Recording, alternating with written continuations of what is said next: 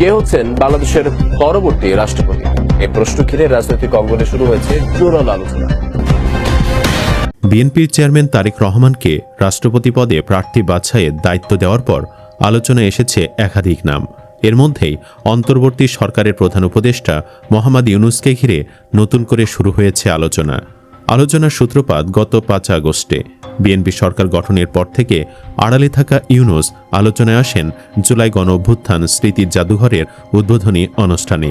সেদিন দর্শক সারি থেকে তাকে প্রধানমন্ত্রীর মঞ্চে ডেকে নেওয়া পাশে রেখে সময় কাটানোর পর সরকার, সচিবালয়, রাজনৈতিক অঙ্গন এবং বিশ্লেষকদের একটি প্রশ্ন, তবে বাংলাদেশের নতুন রাষ্ট্রপতি হচ্ছেন ডক্টর ইউনূস। কিন্তু প্রশ্ন হচ্ছে কেন ডক্টর ইউনূসকে রাষ্ট্রের রাষ্ট্রপতি হিসেবে বেছে নিচ্ছে বিএনপি? এতে বিএনপির স্বার্থ কি? ডক্টর ইউনূস কি রাষ্ট্রপতি হতে রাজি হবেন? চলুন বিস্তারিত জেনে নেওয়া যাক। এক সপ্তাহ ধরে রাষ্ট্রপতি নির্বাচন নিয়ে তেমন কোনো আলোচনা না থাকলেও বৃহস্পতিবার হঠাৎ করেই এ নির্বাচনের তফসিল ঘোষণা করে নির্বাচন কমিশন। 20 আগস্ট নির্বাচনের সিদ্ধান্ত জানিয়ে মনোনয়নপত্র জমার শেষ সময় দেওয়া হয় 13 আগস্ট। রাষ্ট্রপতি নির্বাচন হয় সংসদ সদস্যদের ভোটে। সংসদে বিএনপির 2/3 আসনে সংখ্যাগরিষ্ঠ থাকা এবং দলীয় সিদ্ধান্তের বাহিরে কারো ভোট দেওয়ার সুযোগ না থাকায় ক্ষমতাসীন দল যাকে বেছে নেবে তিনি নির্বাচিত হবেন। এতদিন দলীয় নেতাদের বাহিরে মন্ত্রী পরিষদ সচিব নাসিমুল গনির নাম এসেছে সংবাদ মাধ্যমে। তবে কেউ মনে করছেন আন্তর্জাতিক অঙ্গনে গ্রহণযোগ্য হিসেবে ইউনূসকে বেছে নিতে যাচ্ছেন তারেক রহমান। এর সম্ভাবনা আরও বাড়ছে কারণ অন্তর্বর্তী সরকারের নিরাপত্তা উপদেষ্টা খলিলুর রহমানকে এরই মধ্যে তিনি পররাষ্ট্রমন্ত্রী হিসেবে বেছে নিয়েছেন। বিডার চেয়ারম্যান হিসেবেও তারেক রহমান আশিককে স্বপদে বহাল রেখেছেন।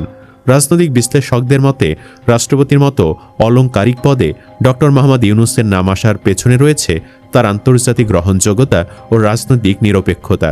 2024 থেকে 2026 সাল পর্যন্ত অন্তর্বর্তীকালীন সরকারের প্রধান উপদেষ্টা হিসেবে সফলভাবে দায়িত্ব পালনের পর বহির্বিশ্বে দেশের ভাবমূর্তি উজ্জ্বল করতে এবং কূটনৈতিক ভারসাম্য বজায় রাখতে তার মতো ব্যক্তিত্ব বড় ভূমিকা রাখতে পারেন বলে মনে করছেন অনেকে।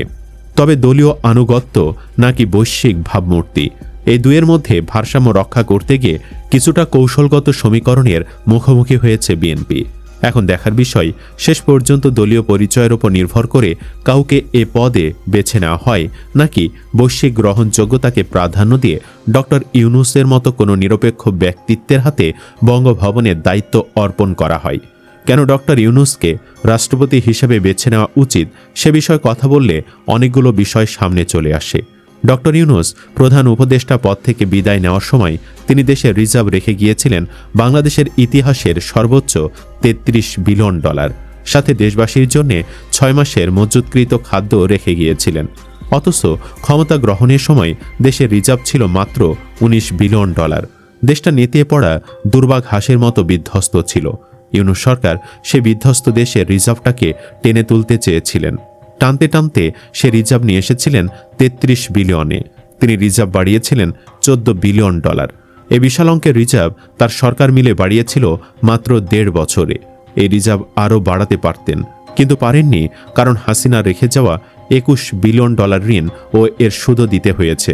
এত বিশাল অঙ্কের ঋণ ইউনূস সরকার পরিশোধ করেছেন মাত্র 1.5 বছরেই। হাসিনা আগে বাহিরের দেশ থেকে ঋণ আনত, তারপর তার এমপি মন্ত্রীরা সে রিজার্ভ নিজেদের পকেটে ঢুকে বিদেশে আলিশান বাড়ি করত, গাড়ি কিনত। সে ঋণের বোঝা অসহায়ের মতো টানতে হয়েছে ইউনূস সরকারকে।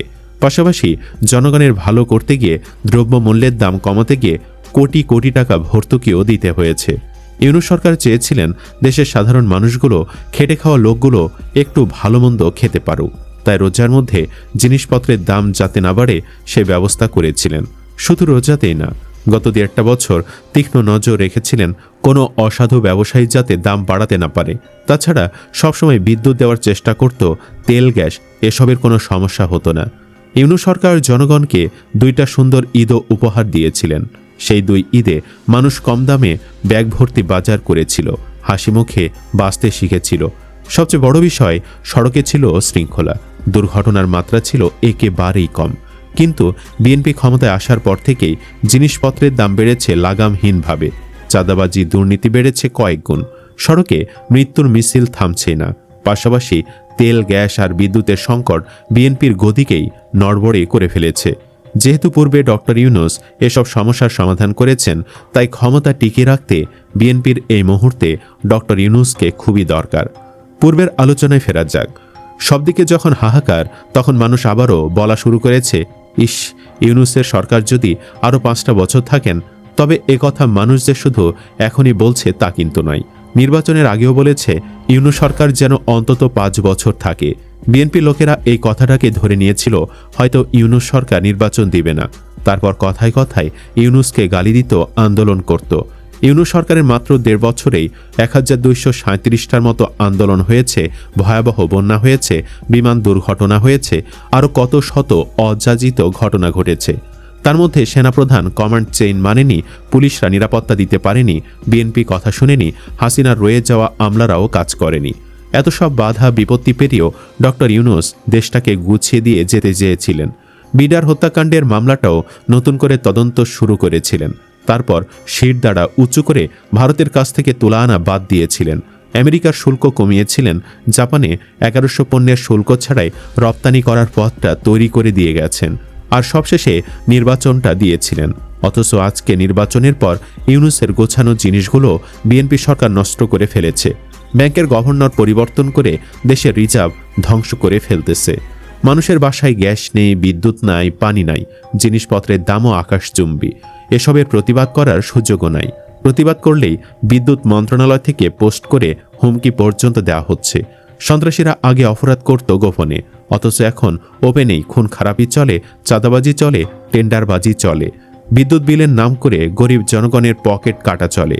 আগে বলা হতো নির্বাচিত সরকার আসলেই সব ঠিক হয়ে যাবে, কিন্তু কিচ্ছু ঠিক হয়নি। জনগণ উল্টো অতিষ্ঠ হয়ে যাচ্ছে। অথচ সাধারণ মানুষজন নির্বাচিত সরকারের কাছে কোনো টাকা পয়সা চায় না, বাড়ি গাড়ি চায় না, খেয়ে পরে একটু বাঁচতে চেয়েছিল শুধু। ইউনূস সরকার চেয়েছিল দেশের সেনাবাহিনী, রাজনৈতিক দল, সচিব, জনগণরা মিলে দেশটাকে সংস্কার করবে, আর ডক্টর ইউনূস জনপ্রিয়তা দিয়ে বাহিরের দেশ থেকে বিনিয়োগ আনবেন, বাহিরের দেশের সাথে কূটনৈতিক সম্পর্ক বজায় রাখবেন।